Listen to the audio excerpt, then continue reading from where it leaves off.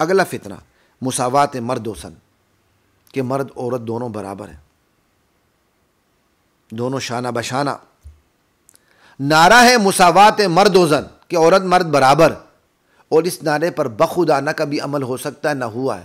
جو یہ نعرہ لگاتے ہیں نا مرد عورت برابر ہیں، ان کے ہاں اس نعرے کے زور پر کبھی مردوں کا استحصال ہوتا ہے اور کبھی عورت کا استحصال ہوتا ہے۔ مرد عورت دونوں برابر ہیں، اب عورت وہ بھی کام کرنے لگتی ہے اس نعرے کے زور پر جو مرد کا کام ہے۔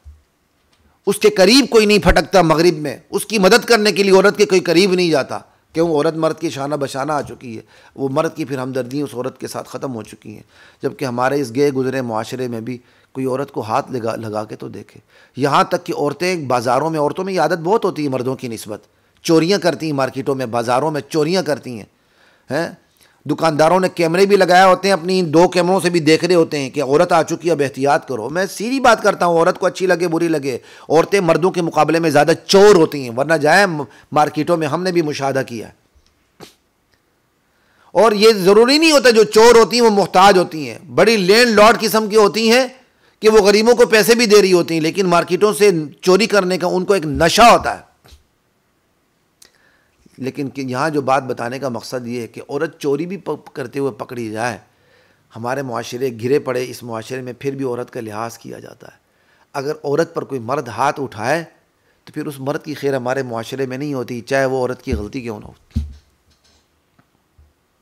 لیکن مغرب میں عورت مرد کا کیا کہتے ہیں مساوات مرد و زن کا نعرہ لگا دیا گیا، اب مردوں کے اندر سے عورت کے بارے میں ہمدردی ختم ہو چکی ہے۔ عورت مردانہ کام کرتی ہے لیکن کوئی مرد اس کی قریب آنے کو تیار نہیں ہوتا۔ اور پھر یہ مساوات کا نعرہ لگا کے ایک طرف عورت کو ٹیشو پیپر بنا دیا گیا۔ آپ یہ دیکھیں نا کھیلوں کے میدان میں بھی مرد اتنا ننگا نہیں ہوتا جتنی عورت ننگی ہوتی ہے۔ یہ کیا ہے؟ مساوات مرد و زن کا نعرہ لگا کے عورت کو ٹیشو پیپر بنا دیا گیا، عورت کو ننگا کر دیا گیا۔ پھر عورت کی خوبصورتی کی 5-10 سال ایک عمر ہوتی ہے کشش کی، وہ ختم ہو جائے، وہ چڑیل ہوتی ہے، کوئی اس کی طرف دیکھتا ہی نہیں ہے۔ ٹیشو پیپر ہاتھ میں آتا ہے، بس اس سے گندگی صاف کی پھینک دی ہے ڈسٹ بن میں، وہ 5-10 سال بعد ڈسٹ بن میں چلی جاتی ہے، پھر بھی اس کو خیال نہیں آتا کہ مساوات مرد و زن کا نعرہ لگا کے اس کو کتنا بڑا دھوکہ دیا گیا ہے۔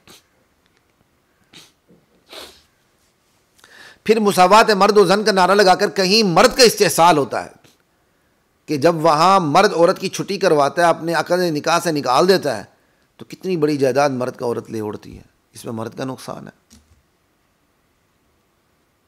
تو یعنی مساوات مرد و زن میں مغرب میں بھی کہیں اس نعرے سے عورت کے ساتھ زیادتی ہو رہی ہوتی ہے، کہیں اس نعرے کی بدولت مرد سے زیادتی ہو رہی ہوتی ہے۔ اور ہمارے ہاں بھی یہ نعرہ باہر سے درآمد کیا جا رہا ہے، اور بہت سی سوسائٹیز میں یہ آ چکا ہے مرد مرد و زن کا نعرہ، اور جن جن فیملیز میں یہ چیز انجیکٹ ہو چکی ہے وہاں حیا کا خاتمہ ہو چکا ہے، وہاں مرد جو ایک نگران ہے عورت کے اوپر، اس کی نگرانی ختم ہو چکی ہے۔ عورت اپنی مرضی سے گھر سے جاتی ہے، اپنے مرضی سے گھر آتی ہے، وہ کہتی ہے میں تیرے برابر، تو کون ہوتا ہے مجھے پوچھنے والا؟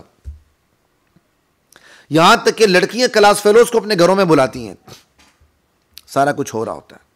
یہ سب مساوات مرد و زن کی وجہ سے ہو رہا ہوتا ہے۔ لا الہ الا اللہ۔ جبکہ اللہ تعالیٰ کہتے ہیں الرجال قوامون علی النساء، عورتوں کے اوپر مرد جو ہے نگران بھی ہے، سربراہ بھی ہے، گھر کی ریاست کا کفیل اور منتظم اور سربراہ مرد ہے، عورت اس کی تابع فرمان ہے۔ فالصالحات قانتات وللرجال علیہن درجہ، صرف میاں بیوی کی بات نہیں ہے، مرد کو عورت پر فضیلت حاصل ہے، جن سے مرد جن سے عورت سے افضل ہے، جس طرح نبی امتی سے افضل ہوتا ہے نا، حالانکہ دونوں انسان ہیں، نبی بھی انسان امتی بھی انسان، اس کے باوجود افضلیت کس کو حاصل ہے؟ نبی کو حاصل ہے۔ اسی طرح مرد بھی انسان عورت بھی انسان، فضیلت کس کو حاصل ہے؟ مرد کو حاصل ہے۔ یہ ایک ایک انڈیویجول ایک ایک فرد کی بات نہیں ہو رہی ہے کہ فلاں مرد فلاں عورت پہ افضل ہے، نہیں بھائی، ایسا نہیں ہوتا۔ جنس کی بات ہوتی ہے، مخلوق کی بات ہوتی ہے، مرد ایک مخلوق ہے، عورت ایک مخلوق ہے، انسان کے نیچے یہ دونوں ایک اس مخلوق کی دو کیا کہتے ہیں نوع ہیں، ایک مرد ہے اور ایک عورت ہے۔ یہ جو نوع بنی ہوئی ہیں، دو جنسیں بنی ہوئی ہیں، ان میں مرد افضل ہے عورت سے، یہ مطلب ہے۔ فرد کی بات نہیں ہو رہی، پوری مخلوق کی بات ہو رہی ہے کہ انسانیت کے نیچے دو مخلوقیں جو ہیں، ایک مرد مخلوق ایک عورت مخلوق، دونوں کا مزاج الگ، دونوں کے جسمانی فرق اور جسمانی تقاضوں میں فرق. اس میں اللہ تعالیٰ نے مرد کو فضیلت دی ہے کیونکہ خلافت کا سارا کام مرد کے اوپر ہے. عورت کو جو پیدا کیا مرد کے سکون کے لیے پیدا کیا. میں چیلنج کرتا ہوں یہ قرآن کریم کے اندر لِتَسْكُنُوا إِلَيْهَا، کہیں بھی یہ نہیں ہے کہ عورت سکون حاصل کرے، مردوں کو اس لیے پیدا کیا گیا، بلکہ یہ کہا گیا کہ عورت پیدا اس لیے ہوئی ہے کہ مرد اس سے سکون حاصل کرے. یہ آیت بھی بتاتی ہے کہ دراصل مرد عورت سے افضل ہے. چونکہ مرد نے سکون حاصل کرنا ہے تو عورت کو بھی اللہ تعالیٰ نے سکون عطا کر دیا ہوا ہے. مرد سے سکون، مرد سکون حاصل کرتا ہے تو پھر عورت کے لیے بھی مرد باعث سکون ہوتا ہے. لیکن فضیلت جملوں میں دیکھیں، جن کو کلام کی بندش کا اسلوب کا پتہ ہے وہ آسانی سے سمجھ جائیں گے، لیکن جن کے دماغ میں وحی کی تعلیمات پڑھنے کے باوجود مغرب کی چربی چڑھی ہوئی ہے، انہیں سمجھ نہیں آئے گی. وہ یہی کہیں گے مرد و زن برابر ہیں. مرد و زن کبھی بھی برابر نہیں رہے. عورت گھر کی چار دیواری کے اندر ہوتی ہے اور مرد کو سکون فراہم کرتی ہے، مرد کو سہولت فراہم کرتی ہے، اور چار دیواری سے سارے کام گھر کے باہر مرد کے ہوتے ہیں. حضرت فاطمہ کے ہاتھ میں چھالے پڑ جاتے تھے چکی چلا کے. نبی علیہ السلام نے کبھی یہ نہیں کہا تھا علی کو، حضرت فاطمہ سے جب وہ غلام لینے آئیں، آپ نے ان کو تسبیحات بتاتی تھی جس کو تسبیحات فاطمی کہا جاتا ہے. سبحان اللہ، الحمدللہ، اللہ اکبر، تسبیحات فاطمی سے مشہور ہیں یہ، ٹھیک. لیکن نبی علیہ السلام نے یہ کبھی نہیں کہا تھا کہ جاؤ علی کو کبھی وہ بھی چکی پیسے، کبھی وہ بھی کھانا پکائے، کبھی وہ بھی روٹی پکائے. کبھی کہا؟ شرم آنی چاہیے آج کے لوگوں کو جو اپنے آپ سمجھتے ہیں ہمارے پاس بہت بڑی وزڈم ہے. لا الہ الا اللہ. حدیث میں ہے کہ اگر مرد اور میاں اپنی بیوی سے کہہ دے اس پہاڑ کا پتھر اٹھا کے اس پہاڑ پہ رکھ دو، اس پہاڑ کا پتھر اٹھا کے اس پہاڑ پہ رکھ دو، تو عورت کو اتباع کرنی چاہیے. اور آج کہتے ہیں دونوں برابر ہیں. آج برابری کا نعرہ جن گھروں میں لگایا جاتا ہے وہاں عورت سوار ہے. ڈومیننٹ پاور ہمارے گھروں کے اندر عورت ہے، اور یہ نشانی ہے قیامت کی. لا الہ الا اللہ. لن یفلح قوم ولو امرهم امرأة. وہ قوم ہرگز فلاح نہیں پا سکتی جس کے عام ترین معاملات عورت کے ہاتھ میں آ جائے. صحیح بخاری کی حدیث ہے. آج شوہر کے ہاتھ میں کیا ہے؟ مسئلہ کشمیر یا چاکلیٹ ہے.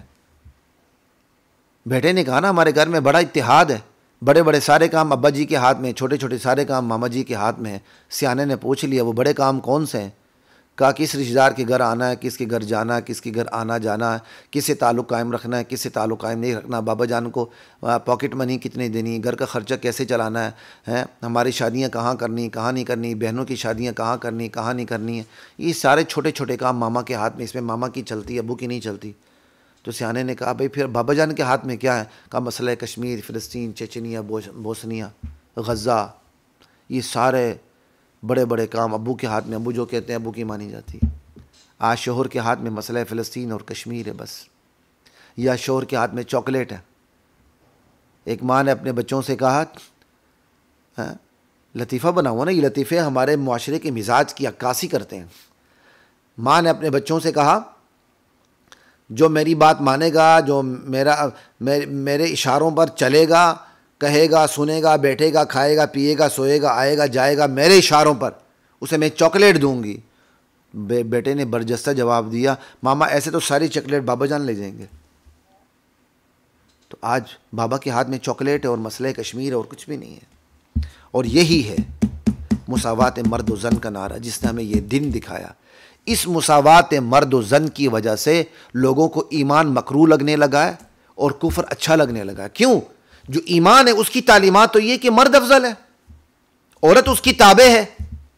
اور جو کفر ہے، چھوٹے بڑے گناہ ہیں، ان کی تعلیم تو یہ ہے کہ مرد و زن دونوں برابر ہیں. برابر تو ان کے ہاں بھی نہیں ہے، کہیں عورت بڑی کہیں مرد بڑا. اب جس کی یہ تعلیمات ہے کہ ایمان کیا کہتے ہیں مرد افضل ہے عورت سے اور مرد کو برتری عورت پر، وہ تو ایمان کی تعلیمات ہے. اور جو برابری کی تعلیمات وہ کفر کی ہیں. تو اب مساوات مرد و زن کا جب نعرہ لگے گا کہ مرد عورت دونوں برابر ہیں، تو جو اس کو ایمان کی یہ تعلیم اچھی لگے گی کہ مرد افضل ہے عورت سے، مرد برتر ہے عورت سے، اسے کبھی بھی اچھی نہیں لگے گی. وہ ایمان اس کو لیے ناگوار بن جائے گا. یہ ہے وہ فتنے حقوق کے نام پہ، بیانیوں کے نام پہ، اصطلاحات کے نام پہ، اور مختلف گراؤنڈ ریئلٹیز کو، نام نہاد گراؤنڈ ریئلٹیز کو سامنے رکھتے ہوئے جتنے نظریات ایجاد کرنے کے نام پہ کہ ایمان ناگوار ہو رہا ہے، کفر فسق فیشن بن رہا ہے۔ ہم ان چیزوں کو چھوٹا سمجھتے ہیں، یہ چھوٹے نہیں ہیں۔ فتنے نئے بھی ہوتے ہیں، پرانے بھی ہوتے ہیں، پرانے فتنے بیس بدل کے بھی آتے ہیں۔